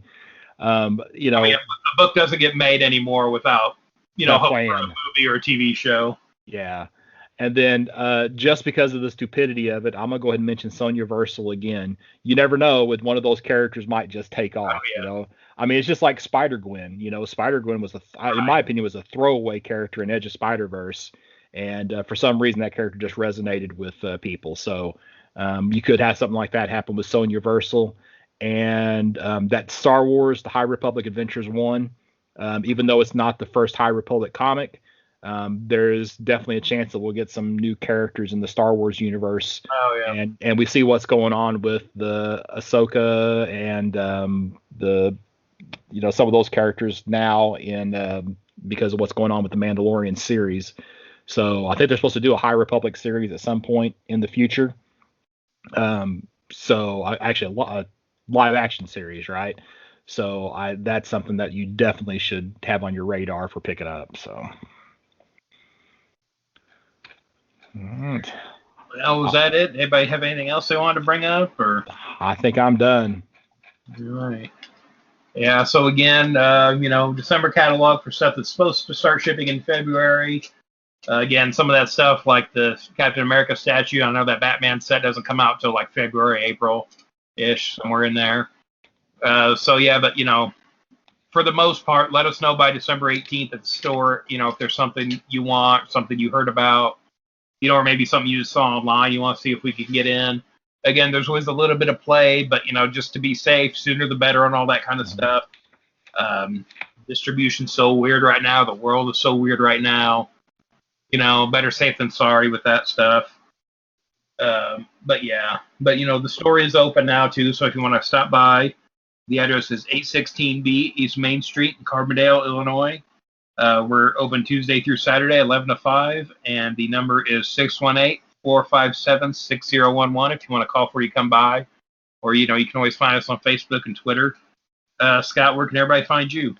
Burg Comics, burgcomics.com, and all the related, sites on Facebook and Instagram and et cetera, all of those are listed on my webpage. And Mike, if anybody wants to find you? At Mike Atchison 5. Twitter. And I'm Dan Brown, and you can find me online at Detective651 on Twitter, Instagram, and my TeePublic site. And again, a lot of sales going on right now for the holidays with that. But again, double check shipping schedule and everything. Make sure you get everything in time if there's something you want on there. And again, I always appreciate somebody picking up a shirt or a mask or something on there. Helps me out a little bit. And you can find me most Saturdays at Campus Comics. And we'll talk to you next time. Bye.